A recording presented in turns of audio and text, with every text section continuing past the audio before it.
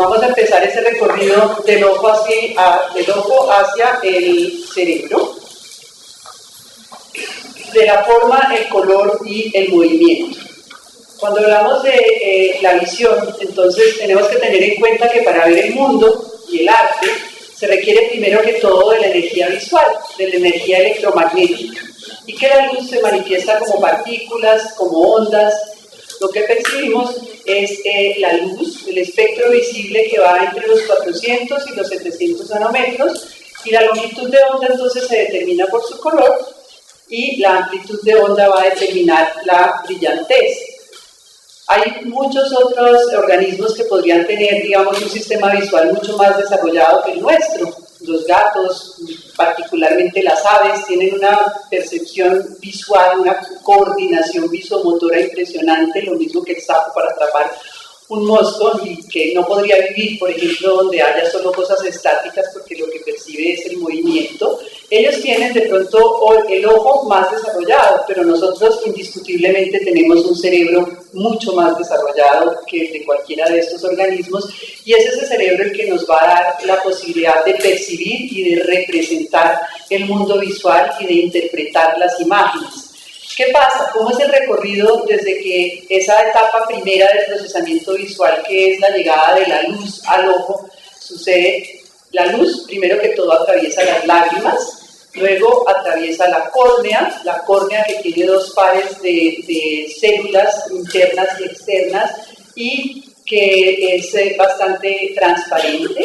Atraviesa entonces esa córnea y luego pasa por la pupila, que en realidad no es una estructura, la pupila es un hueco que deja pasar la luz y que la va a dejar pasar dependiendo de lo que el iris, que es lo que va a regular esa entrada de luz, va a permitir, y va a atravesar luego lo que llamamos el cristalino. El cristalino es una lente que también es transparente y deja atravesar la luz hacia esa cámara, digamos, que va a ser ese cuerpo vítreo, y finalmente la luz llega a la retina, que es donde están los fotorreceptores, que es donde va a haber una transformación de esa energía y que va a permitir que esa información que entra se transforme en energía química y en energía eléctrica, que es lo que finalmente va a llegar hacia el cerebro por medio de este nervio que llamamos el nervio óptico. También hay unos músculos, varios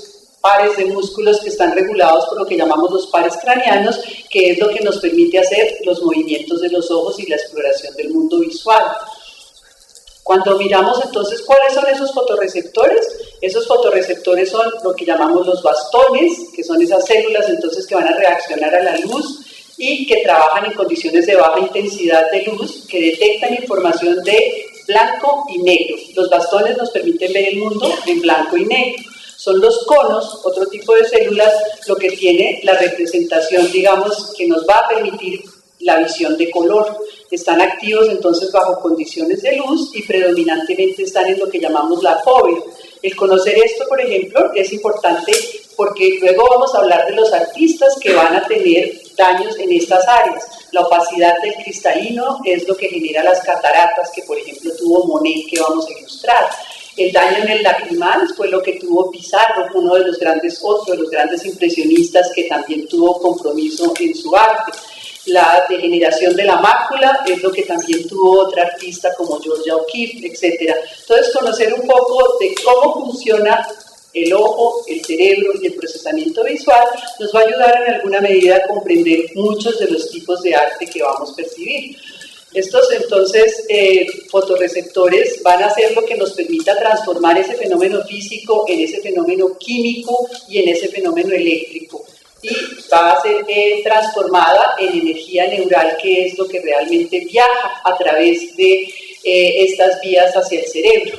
La luz entonces se transforma en esa energía eléctrica que va a viajar a través del nervio óptico, que se va a entrecruzar en lo que llamamos el quiasma, que va a hacer escala en el tálamo, que es la estructura donde hacen escala las vías sensoriales, luego las radiaciones ópticas y finalmente llega al área del cerebro exclusivamente dedicada al procesamiento visual, que es el área visual primaria o el área 17. y ahí sigue su recorrido a otras áreas del cerebro que van a integrar las informaciones visuales con otro tipo de procesamientos a nivel visual, auditivo, sensitivo, mental, de procesamiento de la memoria, etc. También vemos cómo de la forma en la cual está estructurada, la manera en la cual se recibe y se transmite esa información hacia el cerebro, a ambos lados del cerebro le llega información de ambos ojos, del ojo derecho y del ojo izquierdo. Y esto es lo que permite la conjugación de las imágenes para producir lo que conocemos como la visión binocular. Y esto es lo que explica, por ejemplo, que diferentes puntos de daño en el cerebro visual ocasionen diferentes tipos de alteraciones en la percepción del campo visual o del mundo visual. Ahí vemos cómo una lesión en esta área del cerebro genera lo que llamamos un escotoma, que es una mancha que no ve la persona que tiene ese daño, o la cuadrantanopsia, que es cuando no percibe este cuadrante superior, o la hemianopsia, que es cuando no percibe todo un lado. Sin embargo, esto sucede si la persona está mirando a un punto central, porque debido a que podemos mover los ojos, este defecto se puede compensar. Hay diferentes partes del cerebro que claramente se ha demostrado en los últimos años que procesan diferente tipo de información. Una vez esa información eléctrica del procesamiento visual llega al cerebro visual, sabemos que hay diferentes áreas de ese cerebro visual que procesan diferente tipo de material.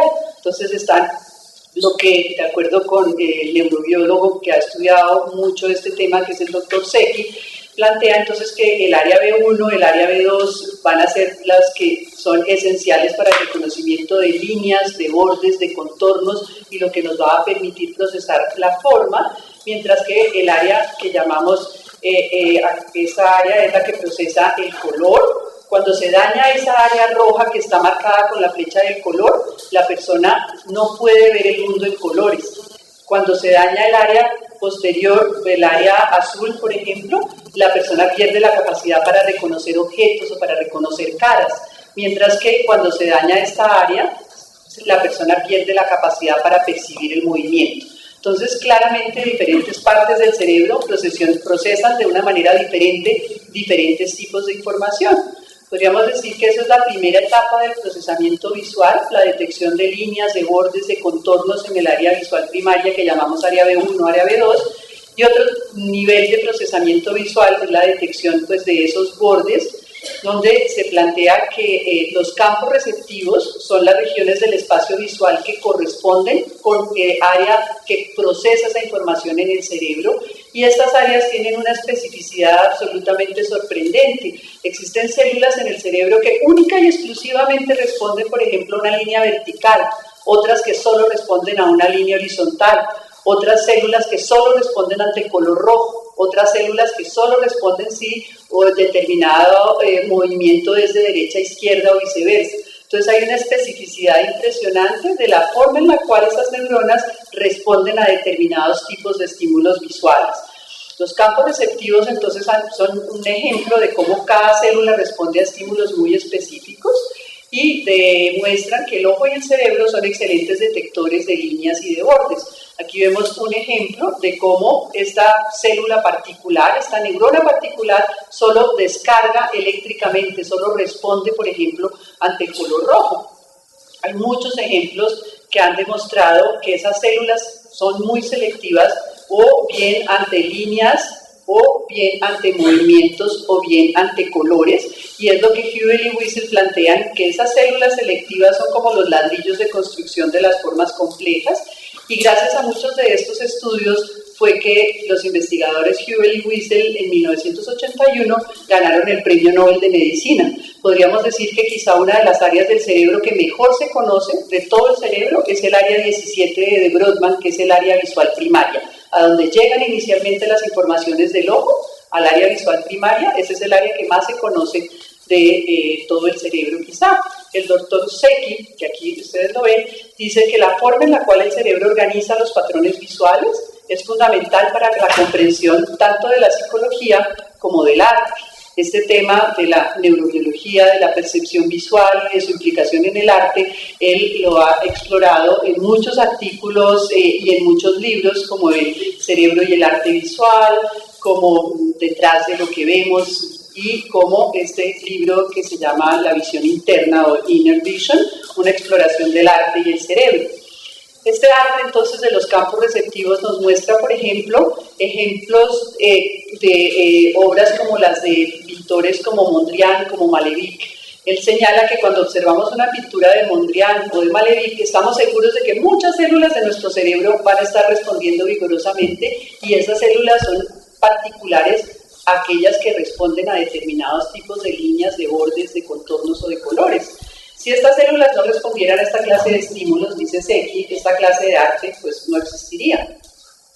La relación también entonces entre la fisiología de las células aisladas y algunas creaciones del arte moderno es sorprendente. Aquí vemos que estas obras consisten básicamente en líneas, en cuadrados, en rectángulos, que son lo que habíamos visto, la forma en la cual responden esas neuronas de esas áreas visuales con campos receptivos que tienen formas fundamentalmente de cuadrados y de rectángulos, y que están extraordinariamente entonces dirigidas a estimular esas células de la corteza visual. La neurofisiología de la orientación de líneas y la neurofisiología de los cuadrados y rectángulos ha sido entonces explorado por varios autores, varios pintores, quizás sin saberlo, y son Casimir Malevich y otras obras del arte moderno que han enfatizado esas líneas y la reacción de las células que son selectivas para esa determinada orientación. Y hay algunos de esos pintores modernos que utilizan, digamos, probablemente esa estimulación de estas áreas que estamos viendo en el cerebro. Cuando vemos artistas como Cézanne, también vemos que él hizo una reducción del arte a las formas esenciales en muchos sentidos basados en el cono, el cuadrado, la esfera, el rectángulo, y por eso plantea también Zecchi que la similitud entre el producto de artistas que han tratado de reducir las formas a sus constituyentes esenciales y el descubrimiento de científicos que en las respuestas de células aisladas del cerebro han buscado la respuesta de cómo están representados los elementos que constituyen esas formas. En relación al campo visual, también sabemos que dependiendo de la focalización que hacemos de nuestra visión hacia un objeto, pues lo vemos en forma más o menos nítida o lo vemos, por ejemplo, lo que llamamos el campo periférico que está por fuera de nuestro punto de visión.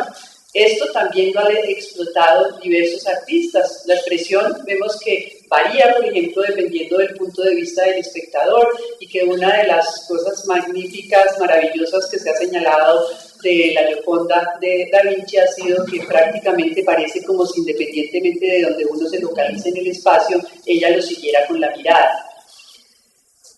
Hay que mencionar dentro del aspecto del procesamiento visual también cómo existen unas subdivisiones muy importantes, anatómicamente muy diferentes, que procesan diferente tipo de información en el cerebro y que son lo que se ha llamado el sistema ¿qué? Y el sistema ¿dónde?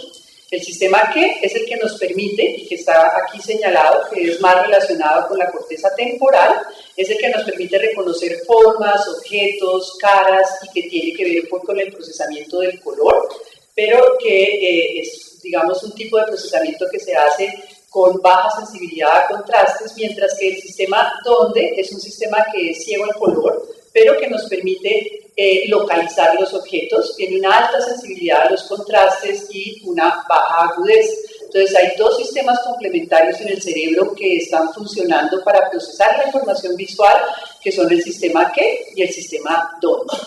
Hasta aquí vemos cómo la visión de formas complejas como el arte depende de percibir formas básicas, de llevarlas al cerebro, de combinar esa impresión con los conocimientos almacenados acerca del mundo. Por eso empezamos también a plantear cómo el ojo es importante, pero es el cerebro el que nos permite percibir y el que nos permite representar el mundo visual. Vemos cognitivamente, es decir, que lo que vemos está en gran parte determinado por nuestro conocimiento acerca de lo que deberíamos ver, por nuestros aprendizajes, por nuestras experiencias previas. Eso ya lo habían mencionado, por ejemplo, artistas como Duchamp, que plantean que vemos a través de los ojos, pero que comprendemos a través de la mente y que la pintura no debe ser un arte exclusivamente visual o retinal. También Cézanne decía que hay dos cosas en un pintor, su ojo y su mente, y que cada uno debe ayudar al otro. Parte de lo que percibimos de los objetos, dice él, proviene de los sentidos, pero la mayor parte proviene de nuestra mente. En su trabajo, entonces, los artistas siempre han creado ilusiones, no más la ilusión de profundidad en un lienzo. Hablando del color, por siglos también hemos visto cómo los artistas han explorado las sutilezas de los efectos del color, utilizando los colores de diversa luminosidad para producir diferentes efectos psicológicos. Aquí vemos muchísimos ejemplos de diferentes momentos de la historia del arte, de Rafael, de Rembrandt, de Goya, de Monet, de Picasso, de Van Gogh, de Matisse, de muchos artistas a través de diferentes momentos y de quien hoy nos acompaña, que definitivamente pues, es también un maestro de la luz y del color.